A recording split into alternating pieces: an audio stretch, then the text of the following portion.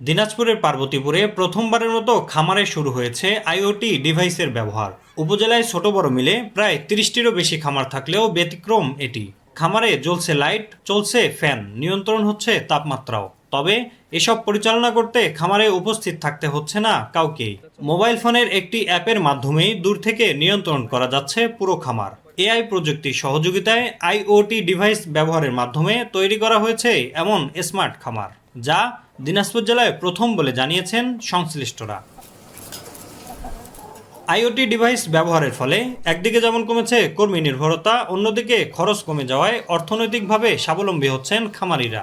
Lighting programme, ফ্যানের programme এবং temperature control system এই মোবাইলের মাধ্যমেই কন্ট্রোল করা সম্ভব যে কোনো প্রান্ত থেকে। এদিকে প্রথমবারের মতো ডিভাইসের ব্যবহার এক নজর দেখতে স্মার্ট এই খামারে আসছেন সংশ্লিষ্টরা। অটোমেটিক যে মেশিনটা, এটা আমি কখনো আগে দেখিনি, আজকে দেখার জন্য এখানে আসছি। খামারটা দেখতে এসে খুব ভালো লাগলো।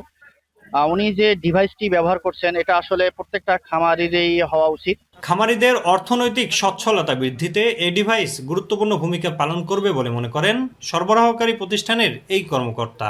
প্রান্তিক খামারিদের মাঝে আইওটি ডিভাইস সরবরাহ করা হয়েছে। এর ফলে একজন খামারি বাংলাদেশের যে কোনো প্রান্ত থেকে অ্যাপসের মাধ্যমে তার খামারটাকে মনিটরিং করতে পারে।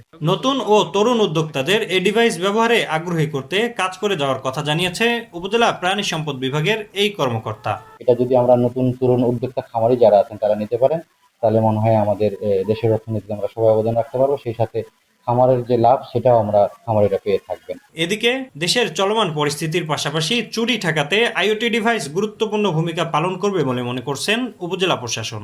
দূরে থাকলেও যে কোনো কাজের মধ্যে থাকলেও এটা দেখতে পাবে। এটা খুবই চমৎকার একটা ডিভাইস। আশা করবো এখান থেকে শিক্ষা নিয়ে আরো খামারিরা উদ্যোগী হবেন। প্রযুক্তির অপব্যবহার নয়, বরং সুষ্ঠু প্রয়োগের মাধ্যমে এগিয়ে যাবে দেশ, এমনটাই প্রত্যাশা সচেতন মহলের। আব্দুল্লাহ আল মামুন, মাই টিভি, পার্বতীপুর।